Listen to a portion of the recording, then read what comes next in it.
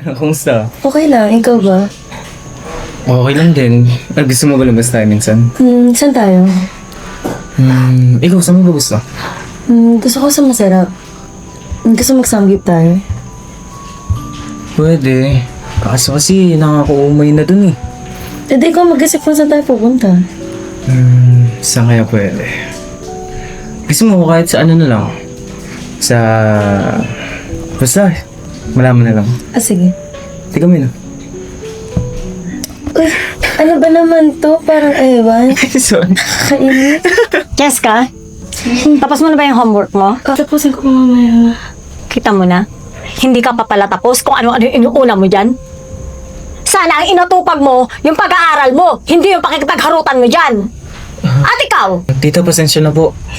anong pasensya? Akala mo ba hindi ko nakikita yung ginagawa nyo? Ikaw ang bata-bata mo pa? Puro kalandian yung inaatupag mo. At ikaw, akala mo hindi ko nakita yung ginawa mo? Hinalikan mo anak ko? Alam ba yan ang mga magulang mo? Yung mga pinagagagawa mo? Ma, tama na po. Huwag niyo na pong pagalitan si Curty. At pinagtatanggol mo pa siya? Ha? Hindi ko alam kung kanino ka nagmana! Pwede ba? Tigilan mo yung pakikipagharutan mo! Nakakahiya ka! Napakabata mo pa! Kung inaatupag mo pag-aaral, hindi ako nagagalit sa'yo! Tita, sorry na po talaga. Anong sorry? Walang sorry! Akala mo ba, ikaw ang gusto ko para sa anak ko? Nagkakamali ka. Ang gusto ko, edukado, may pinag-aralan, mayaman, at hindi ikaw yun! Hindi ikaw ang klaseng lalaki para sa anak ko! Ma, sumusobra na po kayo. Ano sumusobra?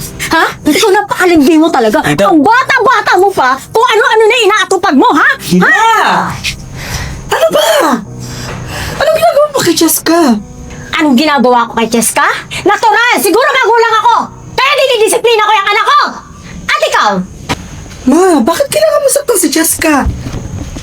Pwede mo naman siya disiplinahin ng maayos. Bakit kailangan pang saktan? At kailangan lumapit sa ganito? Pwede mo naman siyang kausapin ng maayos eh. Yung kayong dalawa lang. Pinapahiya mo si Jessica, oh. May ibang tao nga. O sadya sigurong ganyan ka na talaga. Diba? Ako din. Naalala mo? Ganyan din yung ginawa mo sa akin eh. Pinahaya mo rin ako sa mga kaibigan ko. Like, parang hindi ka naman dumaan sa ganitong edad. Bakit kailangan mo pang saktan si Jessica? Ma, pwede mo kausapin ng maayos si Jessica. Hoy! Nung kabataan namin, sinusunod namin ang mga magulang namin. Nakikinig kami sa magulang namin dahil gusto namin mapabuti kami. Pero ngayon, ang mga kabataan ngayon, hindi ko na alam kung bakit ganito. Sana naman, sundin niyo ako dahil gusto kong mapabuti kayo. Ma, sinusunod ka namin. Lahat ng gusto mo binibigay namin. Sana naman,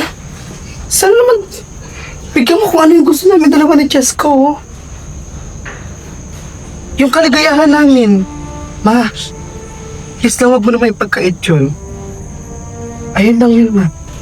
Tumigil ka na, Aldrin. Ma, I'm sorry. Unahin ko na po lahat ng gagawin ko. Tita, sorry rin po sa nagawa ko kay Cheska kanina. Sana po mapatawad niyo po ako kung hindi na po mauulit. Yun lang naman ang gusto ko, anak eh. Na, unahin mo yung pag-aaral mo. Kasi, gusto ko magkaroon kayo ng magandang buhay. Gusto ko, wala man ako dito sa mundo. Hindi kayo mo kawawa sa paningin ng mga tao dahil kaya mayos sarili nyo pa. Dahil nakatapos kayo ng pag-aaral. Walang hinangat ang magulang kundi para sa kabutihan ng anak. Kaya sana naman, sa pagkakataon na to, pakinggan mo ko dahil walang ina na hindi nagangad para sa kabutihan ng anak.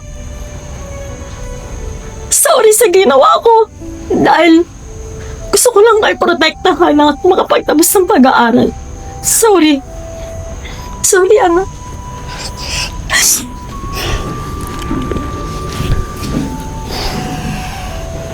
Ma, sorry din sa Sa mga nabita mo kung sasalita sa'yo. Mahal na mahal ka namin ni Jess. Sobrang mahal na mahal ka namin, Ma. Ayaw namin na mamala ka, Ma. Sa gusto mo, susupin na namin, Ma. Sorry. Sorry, Aldrin. Sorry, anak.